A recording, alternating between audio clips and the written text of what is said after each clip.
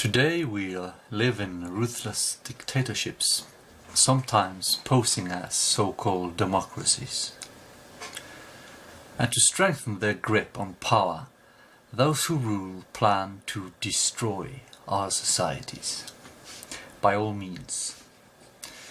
Yes, no less. They need to destroy our societies in order to have the excuse they need to implement martial law and to get rid of all opposition permanently. They want Muslims to clash with Christians. They want communists to clash with nationalists. They want traditional men and women to clash with homosexuals and feminists. They want all groups in society to go against each other, head-on, violently, brutally, and with as much bloodshed and chaos as possible.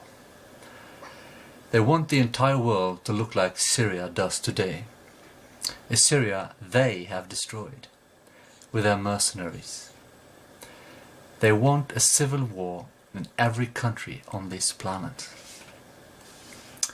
Ladies and gentlemen, Syria is a foretaste of what is to come, of what they have in store for us all. They control the mainstream media and the educational system and use them to fill our heads with lies. They control the banks and use them to enslave us. They own the consumer industry and use it to bribe us. They control the pharmaceutical industry and use it to poison us. They control Hollywood and use it to brainwash us. They control our politicians and governments and use them to destroy our cultures and our societies. They control the so-called Muslim terrorists and use them to make us wrongly believe that Islam is such a huge threat to us all. They control the food industry and use it to poison us. They control the USA and use her as their henchman. They control the EU. They control China. They control Russia. They think they control everything, but they don't. Lights in the lane, flickering phantoms,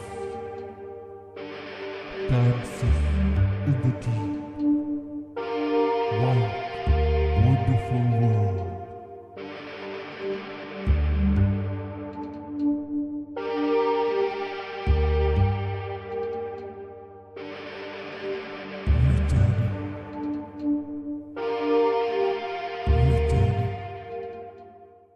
All we need do to strip them of their power is to ignore their media, to homeschool our children, to stop using their banks, to stop consuming like we do today, to use medicine as intended, to stop seeing films and series made in Hollywood, to not vote for their politicians, to tell the Muslims out there that we know that they are not the terrorists here, and to let them know that we have a common enemy.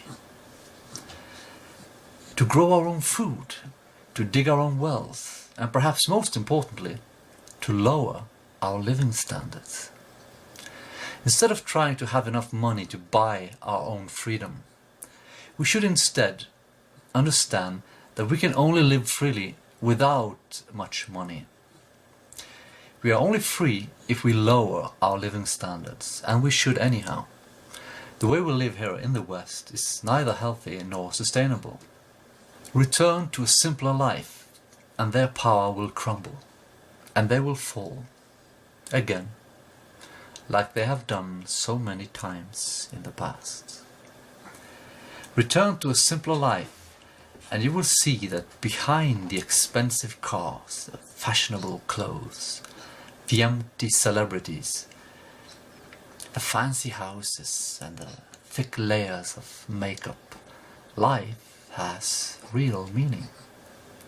Behind all the lies there is a deep well of wisdom that we can all drink from and grow wiser healthier, and happier.